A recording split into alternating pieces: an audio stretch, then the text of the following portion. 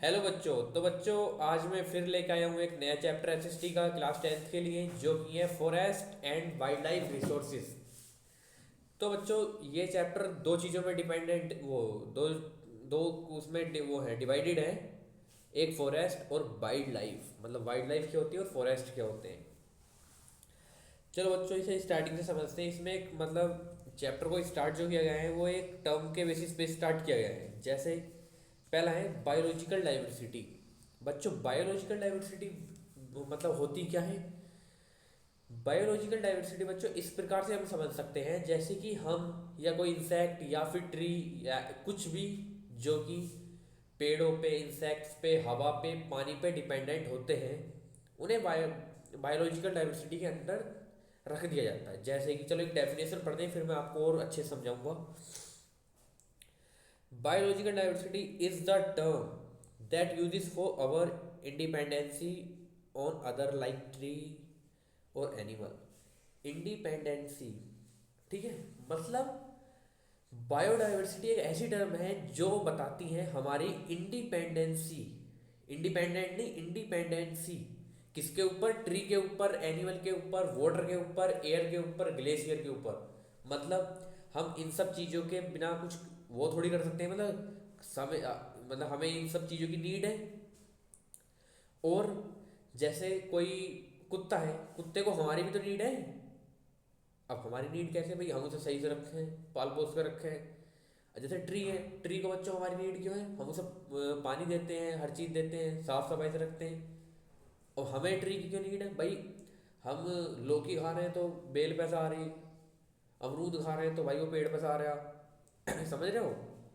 तो हम सब किसी में कंसिडर्ड करे जाते हैं biological diversity.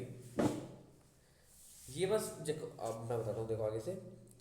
Now days the diversity are decline, मतलब अब डाइवर्सिटी डिक्लाइन हो रही है। जैसे पेड़, एनिमल सब कम हो रहे हैं ना टाइम के साथ। तो हमें हम क्या मतलब हम कर क्या सकते हैं? अगर हमें नीड तो है बायोलॉजिकल डाइवर्सिटी की, अब अगर बायोलॉजिकल डाइवर्सिटी कम हो रही है तो हमें करना क्या होगा बच्चों? हमें करना होगा कंजर्वेशन।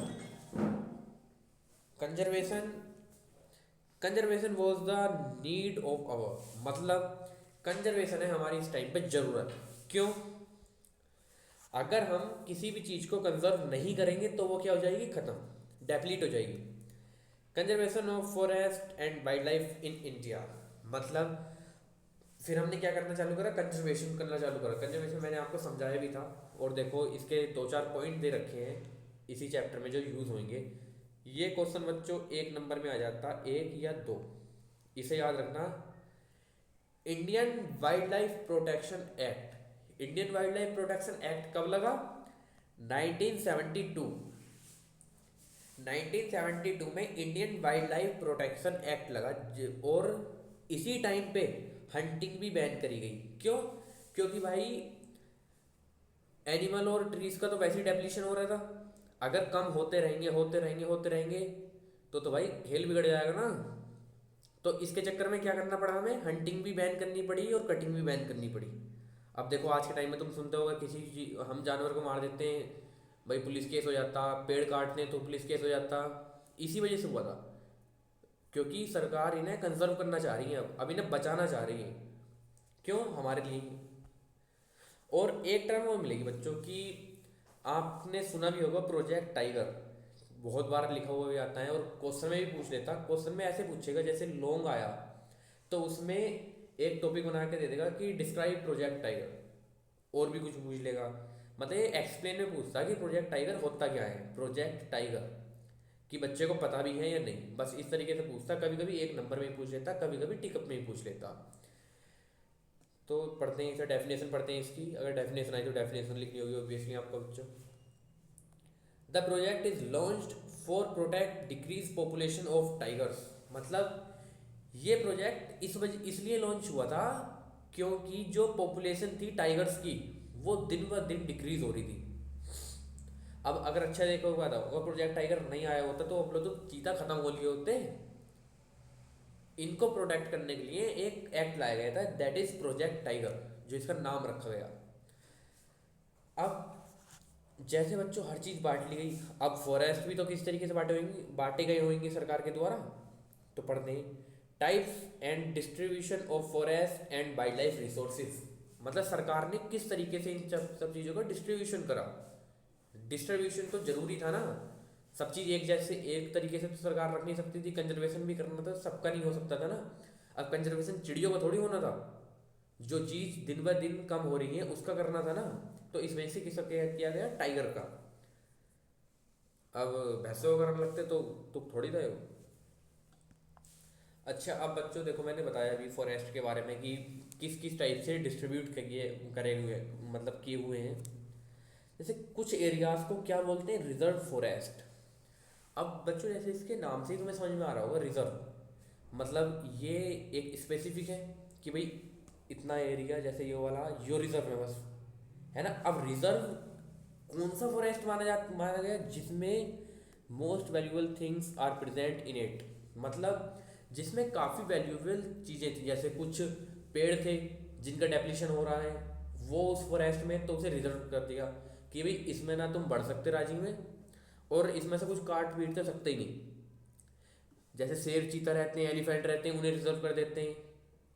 समझ में आई। दूसरा होता बच्चों प्रोटेक्टिव फॉरेस्ट। प्रोटेक्टिव फॉरेस्ट मतलब फॉर प्रोटेक्शन ऑफ ट्री। अब कुछ बढ़िया ट्री जैसे अभी चंदन के पेड़ हैं, अब चंदन के पेड़ को प्रोटेक्टेड फॉरेस्ट में रखा जाता है। क्यों? क्योंकि भाई उनकी प्रोटेक्शन जरूरी है ना, तो हर कोई आदमी चलता फिरता तोड़ के ले जाएगा। तो इस चक्कर में उन्हें रखा गया वो प्रोटेक्टेड फॉरेस्ट में। अब आता बच्चों third number, that is unclassed forest, मतलब free forest open to people.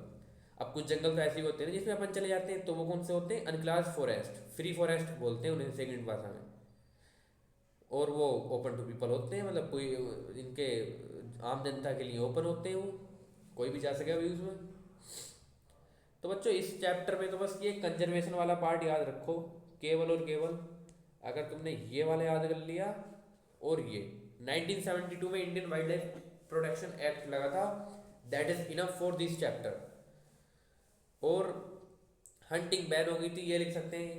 बाकी कुछ बात नहीं है। प्रोजेक्ट टाइगर वही है कि भाई टाइगर की जब पॉपुलेशन इतनी डाउन हो रही थी, तो इस चक्कर में इन्होंने क्या करा, एक एक्ट ला दिया जो था प्रोजेक्ट टाइगर की, जिससे कि पॉपुलेशन थामी जा सके इनकी, टाइगर्स की कोई हंटिंग नहीं कर पावे।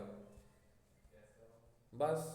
ओके बच्चों, और बाकी मैं चैप्टर्स लेके आऊँगा, और मैंने एसएसटी के टॉप क्वेश्चंस जो 100% आने वाले हैं यूपी बोर्ड में क्लास 10th के लिए, उनका पीडीएफ बच्चों मैंने टेलीग्राम पे अपलोड कर दिया है। और जिस बच्चे को वो टेलीग्राम पे चाहिए भाई, लिंक डिस्क्रिप्शन में है, जल्दी जाओ ज्वाइन करो। और मैंने इंस्टा का भी लिंक डाल रखा, अगर किसी नए सब्जेक्ट पे तुम्हें वीडियो चाहिए तो उसको भी मेरे को बता सकते हो, और मैं वीडियो ले आऊँगा, या कोई क्वेश्चन समझना हो वो भी समझा दूंगा, क्लास 10th का कोई से भी सब्जेक्ट का। और बच्चों ज़्यादा ज़्यादा सब्सक्राइब करो, और प्लेलिस्ट मैंने हर एक सब्जेक्ट की बना रखी है, जाके चेकआउट करो चैनल पर। थैंक यू बच्चों।